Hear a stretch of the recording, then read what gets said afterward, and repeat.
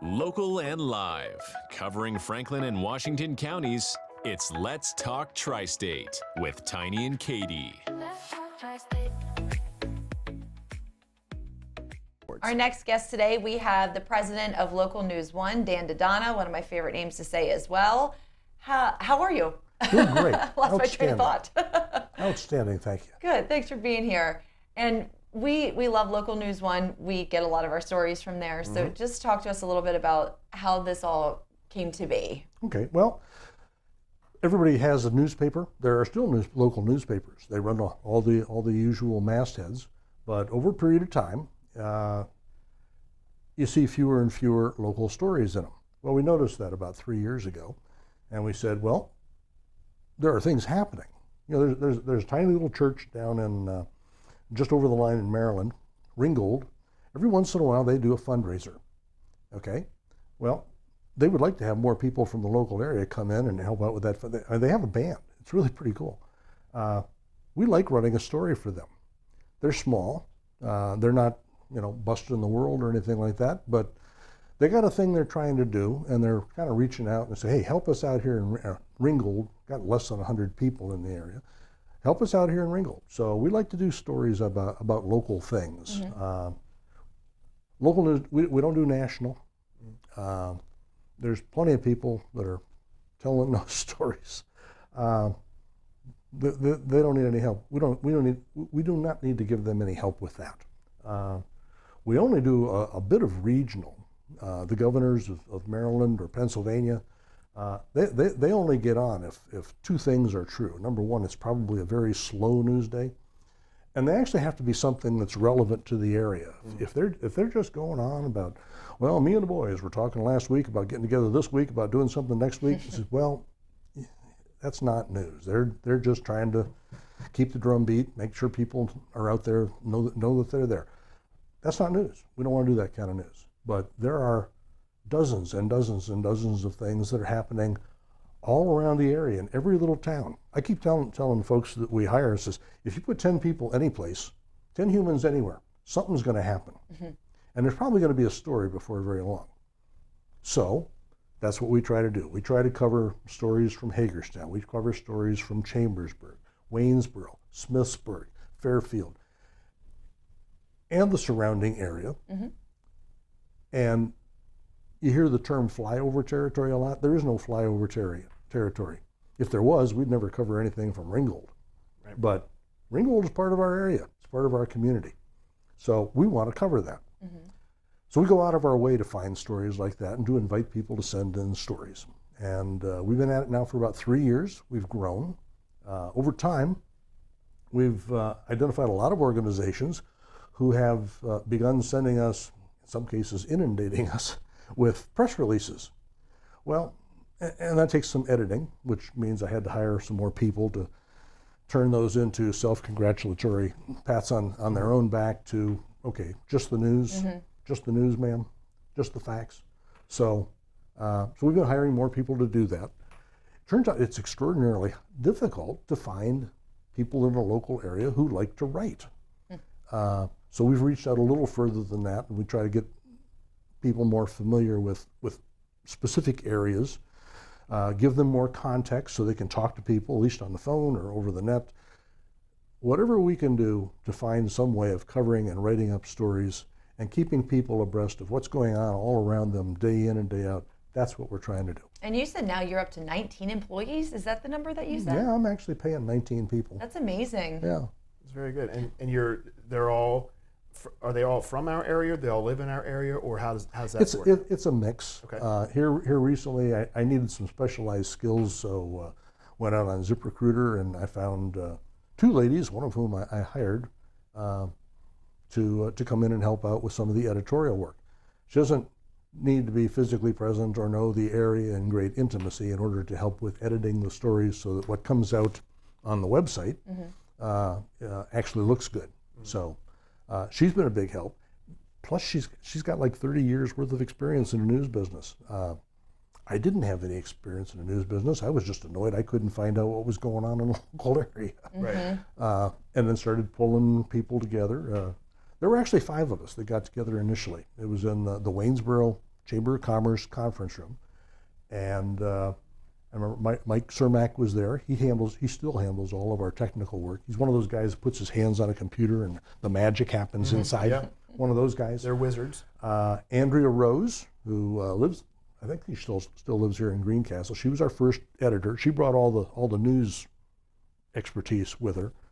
And there were a few of the rest of us, and then we gathered about 15 different investors, put our money together, and by November of 21, I think it was, November 21, that's when we started. And it's all online, there's no paper. There's no paper. No, actually I've always suspected that part of the reason why we started losing little things like baseball scores or Little League scores or the little business section in all the local papers was because it's a big advantage if you're buying paper by the roll and ink by the barrel. It's also very expensive. And after you've printed all that stuff, not only do you have to haul it in by truck, you have to distribute it by truck. And all that becomes very expensive. So now when you're looking at a certain number of square inches worth of space to actually tell stories, well, now it's a trade-off. I got to have some of that that's devoted to actually making us money with ads and that sort of thing, and I got to have some of that that's for news. It's a tough balance, which is why I suspect a lot of papers have done away with, well, you hardly ever see a social section, marriages and anniversaries and stuff like that. You hardly ever see a business section in a local paper. You see a little bit of that, but we focus just on what's going on locally. I want to bring back a business section. I'd love to bring back a social or society section where people can make those kinds of announcements. We're not quite there yet. We're working on it.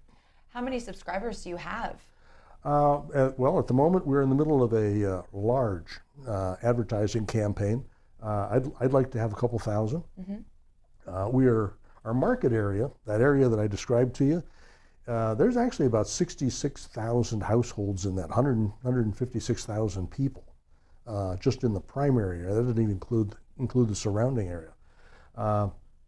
We don't have that many actual subscribers yet, but we get about 8,500 visits per month and over 12,000 views per month, and those figures have been growing over time. People want the local news. They want to know what's going on locally. And maybe people just don't know where to go to get it. Well, I think a lot of what has happened is I know a lot of what our local newspapers, and quotation marks, and God bless them, you can't necessarily blame them, but sold out to the larger corporations, the larger news corporations, because they have found that there's more in their minds to going national, global, than there is to local. But what that does is it leaves a vacuum and a void of, to your point, all things local. There are so many things that I have found and heard via localnews1.org that you will not find anywhere else. And it certainly is not because it is not worthy of coverage. Yeah. It's just there's no one covering it. Yeah. And if you don't want to rely on the rumor mills that are some of these Facebook pages, and everything has its place, I understand that, a trusted, vetted news source that is hyper-focused on local is rare. And done well is even more rare. Well, that's why we keep working at it. Actually, one of the things, I do not badmouth any of the papers. Sure. They're doing what they need to do for their business operation, and I don't badmouth social media. But I think things have changed from back in the day when Ben Franklin was publishing newspapers. News was so scarce. It was so hard to find out what was going on that if you were sitting on your porch and you saw somebody walking down the road, you would actually walk out there, maybe take a cup of water, and you would ask them, hey, let's talk. What's going on? Because you couldn't get, well, now we've got just exactly the opposite. So much coming in. You don't have to talk to anybody. Yeah. You don't have to talk to anybody, but it's not particularly well organized. If you have the time on any given day to go out and read 15 or 20 of your favorite social media sites, you can find some absolutely magnificent chicken casserole recipes, some beautiful birthday pictures for somebody and those are wonderful, especially for the families that are involved. You can even eventually, possibly, find some news, but how would you know whether it's been vetted? How would you know whether it's accurate? Has anybody actually double-checked this to make sure it is? So among the things that we're trying to provide, somebody described us one time as the hub and the spoke of news. We try to bring in sources from all over the place and package it. I mean, the reason why I feel comfortable charging $4.99 a month is it takes a little bit of effort and time of people who are skillfully going through, and they're pitching out the silly stuff, and they're focusing in on accurate and good sources. And so when you come and you look at local news, well, you know you're going to get some sports. You know you're going to get top stories. You know you're going to get municipal coverage. You know you're going to get some school coverage. You know you're going to get, there's classifieds. You know what you're going to get. And you can also count on it having been vetted by people who are interested in doing that. And we toss some stuff out. We cover a little bit of politics from time to time, but we don't cover it the way you see it on the national on the national news. Not editorials, certainly. Yeah, not editorials. There was a town hall. I live in Waynesboro, so some of my stories are going to be focused there. But there was a town hall, and Mr. Schroy came in, and Waynesboro tends to be a fairly conservative town, but he acquitted himself well, and we ran up a nice story on all the people who talked for all the different positions that were to be elected, and that was great. And if he or Chad Reichert or any of the other people who were running sent in a little bio and a little piece on here's who I am, here's where I've been, here's what I'm for, we would publish that as well, virtually untouched. The day after that town hall, though, there was a third-party organization that sent in a press release to us, and it had to do with the contest between Mr. Schroyer and Mr. Mastriano. And they couldn't get past the headline without calling people liars and cheats and thieves. And before I could even pick up the phone and ask what the news guys were gonna say, they called me and says, "Don't worry, we're not going to run that," because I can't imagine what could actually be in the body of a story if you started off by doing character assassination. I don't want to do that. It's local. You guys are neighbors. Yep. You know, tomorrow after I run this thing, you're still going to be neighbors. You know, do you really want to go down that road? Right. I don't. Yeah, no need to get in the mud. I don't think there's any reason for that. But I do. When you go to social media, one of the examples that I can give as to why I think local news one and those few around our country who are like of your cut, so to speak, is people want information and they want it now. We live in the most impatient world that has ever existed because information is so readily available, or maybe not be factual, but it at least is information. One of the things that I see so much of, because our area is ever expanding and there's always something popping up, a business, or there's a storefront that's closed down and it looks like there might be work going on in there, is always what's happening here? What's happening here? What's going on with this building? And inevitably, 95% of the comments are, well, I heard it's this.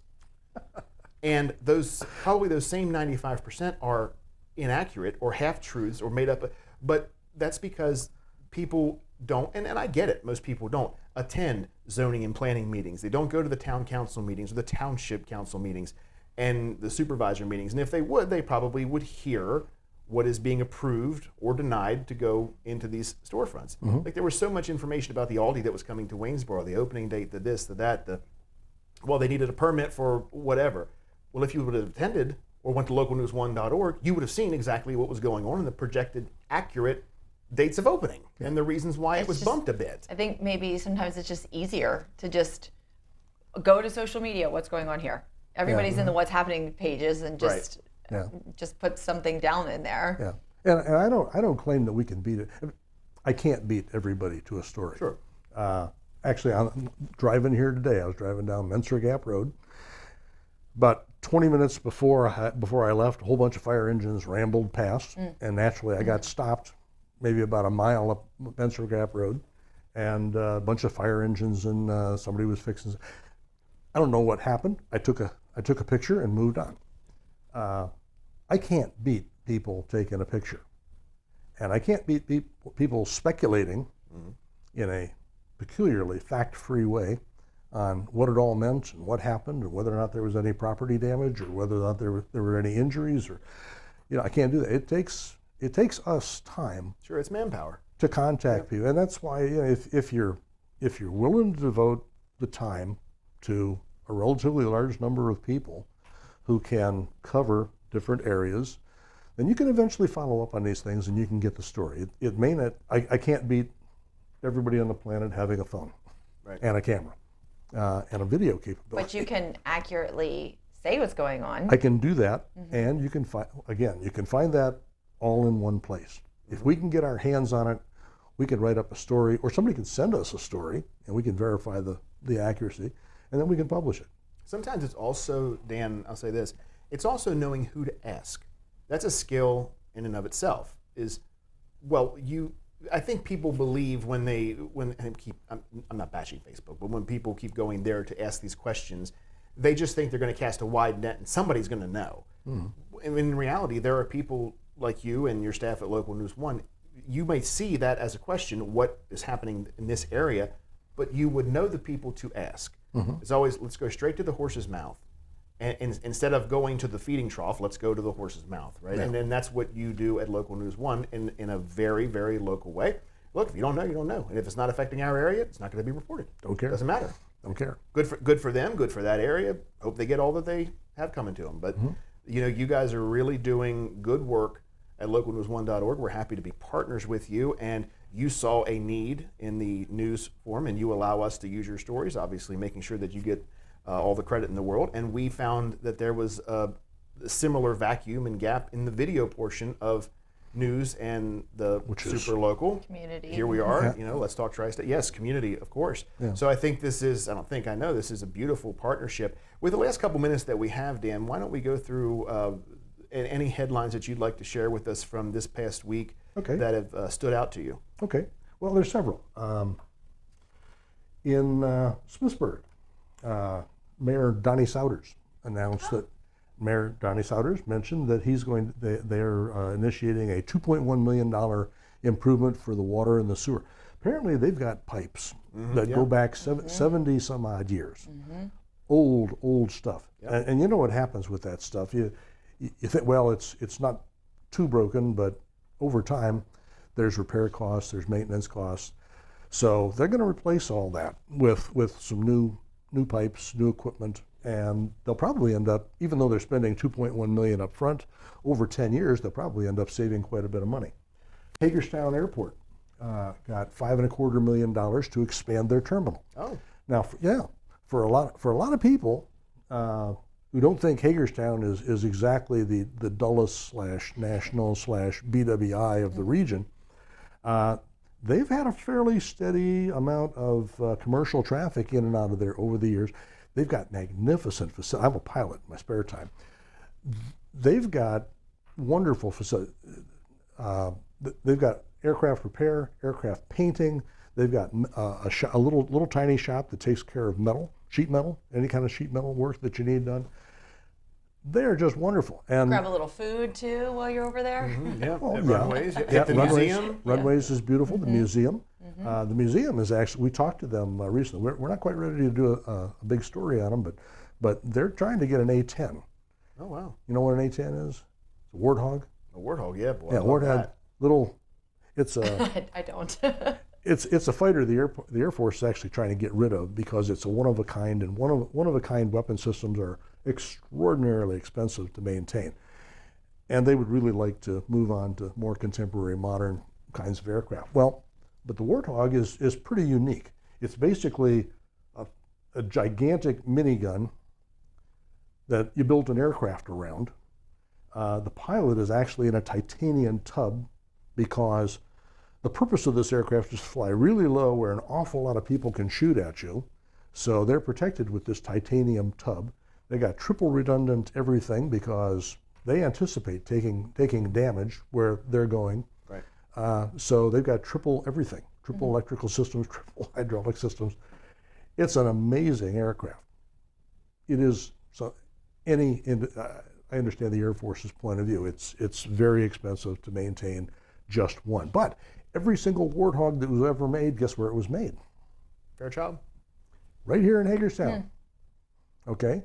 As a matter of fact, I think it was in one of the hangars that the museum now occupies. And they're trying to get their hands on one. I hope that they do. Well, Dan, we actually are running over time here. We thank you for coming in. And let's do this every Friday. I think we should. Let's make this a regular thing. Yeah, have you come in and tell us what's going on in the area. Yep. Just present the news. Let's have this. Let's do this again next Friday. Dan DeDona, president of localnews1.org. We thank you for being here. Check out localnews1.org for all your news needs. If you'd like to be featured on an upcoming episode of Let's Talk Tri-State, call 717-597-9200 or email letstalk@921thegoat.com.